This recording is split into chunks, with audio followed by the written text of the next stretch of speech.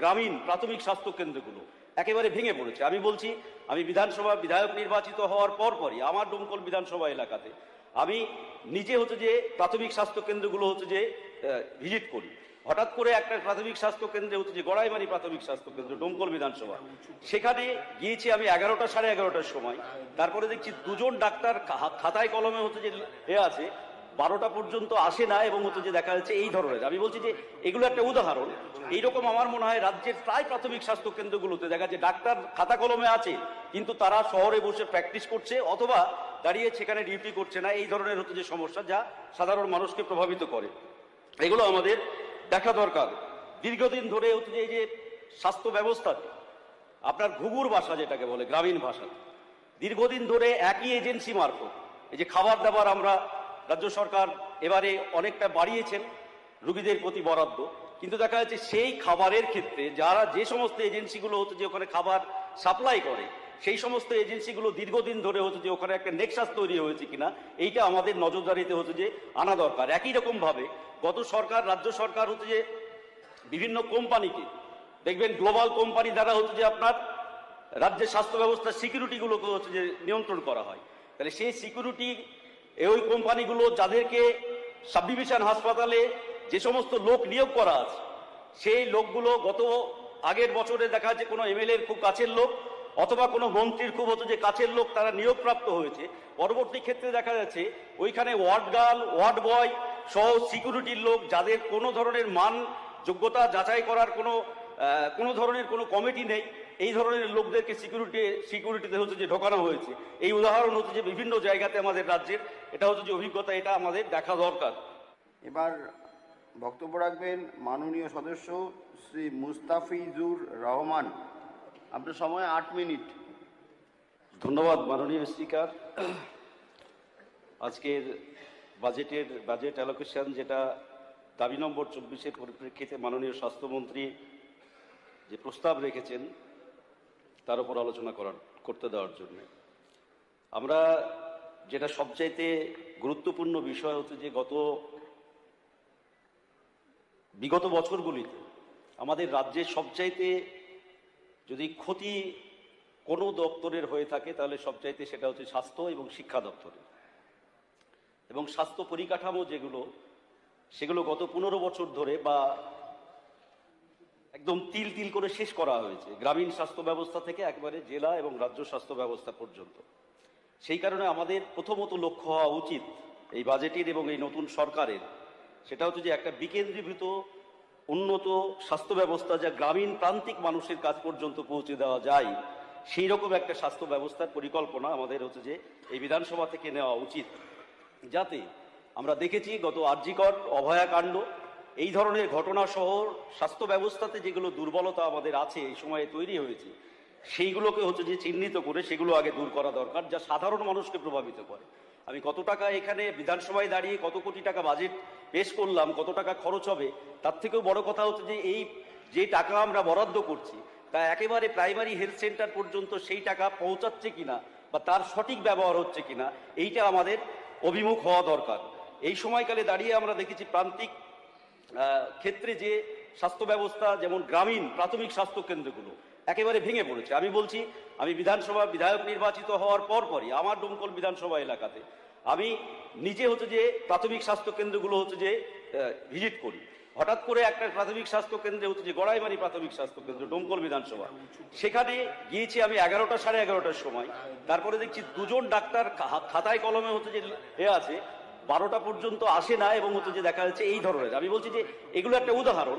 এইরকম আমার মনে হয় রাজ্যের প্রায় প্রাথমিক স্বাস্থ্য কেন্দ্রগুলোতে দেখা যাচ্ছে ডাক্তার খাতা কলমে আছে, কিন্তু তারা শহরে বসে প্র্যাকটিস করছে অথবা দাঁড়িয়ে সেখানে ডিউটি করছে না। এই ধরনের যে সমস্যা, যা সাধারণ মানুষকে প্রভাবিত করে, এগুলো আমাদের দেখা দরকার।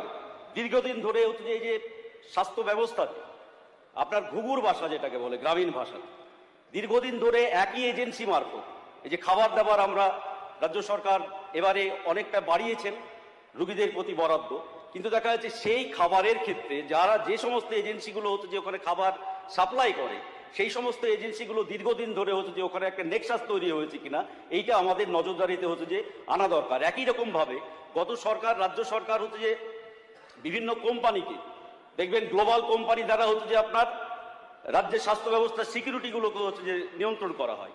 তাহলে সেই সিকিউরিটি ওই কোম্পানিগুলো যাদেরকে সাব ডিভিশন হাসপাতালে যে সমস্ত লোক নিয়োগ করা আছে, সেই লোকগুলো গত আগের বছরে দেখা যাচ্ছে কোনো এমএলএর খুব কাছের লোক অথবা কোনো মন্ত্রীর খুব হতো যে কাছের লোক তারা নিয়োগপ্রাপ্ত হয়েছে।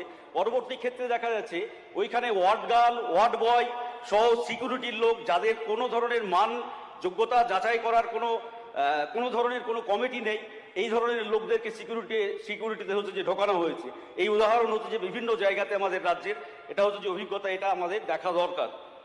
দ্বিতীয়ত হচ্ছে যে না হলে হাসপাতালে যেটা এই সরকার বা আমরা চাই, সবাই বিধানসভার সকল সদস্যই চাই যে বিগত দিনের যে ঘটনাগুলো ঘটেছে হাসপাতালের অভ্যন্তরে, সেই ধরনের ঘটনাগুলো বিশেষ করে সিকিউরিটি ক্ষেত্রে যদি আমরা কোনো ধরনের শিথিলতা দেখাই তাহলে সেটা কিন্তু খুব ভয়ঙ্কর পরিস্থিতি হবে।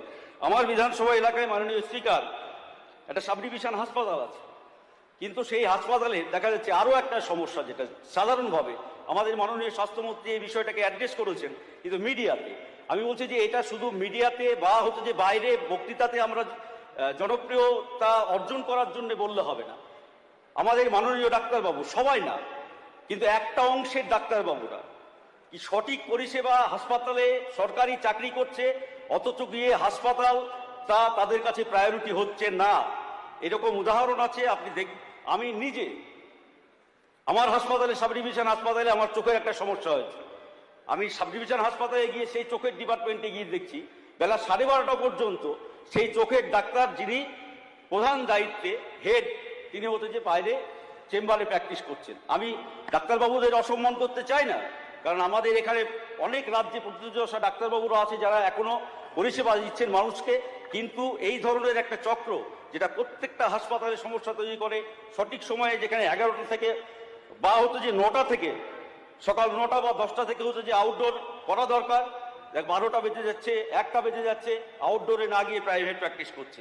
এই বিষয়গুলো হতো যে আমাদের গুরুত্ব দিয়ে হতো যে দেখা দরকার। একই রকম ভাবে স্বাস্থ্য ব্যবস্থার মূল যে বিষয়টা হচ্ছে যে স্বাস্থ্য সচেতনতা, সেই ক্ষেত্রে আমাদের আশাকর্মীরা আছে। তাহলে আশাকর্মীদের যে কাজটা করা দরকার গ্রামে গ্রামে গিয়ে, পরিবারে গিয়ে, বা হতো যে আমার গর্ভবতী মায়েদেরকে যে ধরনের সচেতনতা দেওয়া দরকার, সেইগুলো সঠিকভাবে হচ্ছে কিনা, এইগুলো হতো যে আমাদের আগামী দিনে হচ্ছে যে লক্ষ্য রাখা ভীষণভাবে হচ্ছে যে দরকার। দ্বিতীয়, তারপরে হতো যে দেখবেন আমাদের বিশেষ করে আমি দাবি করছি যে বেড, এই যে মুর্শিদাবাদের মতো জেলা থেকে রেফার করে গ্রামান্তর থেকে রুগীরা নিয়ে আসা হয়, এইখানে দেখা যাচ্ছে মেডিকেল কলেজ থেকে, মুর্শিদাবাদ মেডিকেল কলেজ থেকে রেফার করলো হচ্ছে যে, আমি কথা বলছি, এনআরএস হাসপাতালে এসে সেই রুগীর সাথে সঠিকভাবে না দেখেই হতো যে আপনার তাকে ঘুরিয়ে দিল, এখানে হবে না, পিজিতে যাও, পিজি থেকে আবার হচ্ছে যে যাও অমুক জায়গায় যাও।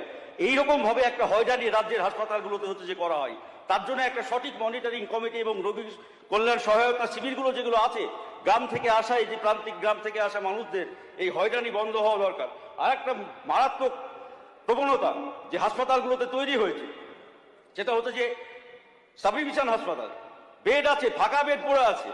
আমি হচ্ছে যে দমকলেই আমরা সেদিন সিএমওএস সাহেবকে নিয়ে একটা 20 সদস্যের টিম সহ আমি থেকে ভিজিট করছি, সমস্ত ডিপার্টমেন্টকে হচ্ছে যে সিএমওএস সাহেব একের পর এক জিজ্ঞাসা করছে।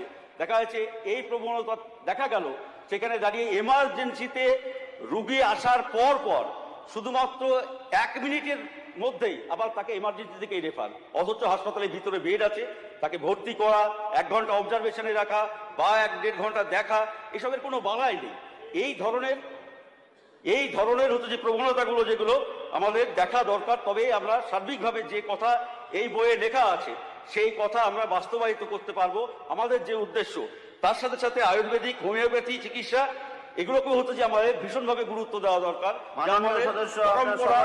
আমাদের ভারতবর্ষের আয়ুর্বেদিক চিকিৎসা, সেগুলো আয়ুর্বেদিক সেন্টার যেগুলো আছে সেগুলো ধুঁকছে বিভিন্নভাবে হচ্ছে যে পরিকাঠামোগত ভাবে, এবং হচ্ছে যে সেই দিকে নজর না দেওয়ার কারণে। সেই রকম ভাবে আমি বলবো যে ব্লাড ব্যাংকেরও বিষয়, মাননীয় স্পিকার একটু 1 মিনিট, সেটা হচ্ছে যে খুব কম আমাদের, সেটা হচ্ছে যে ব্লাড ব্যাংকের অপ্রতুলতা অনেক সময়ে আমাদের দেখা যাচ্ছে।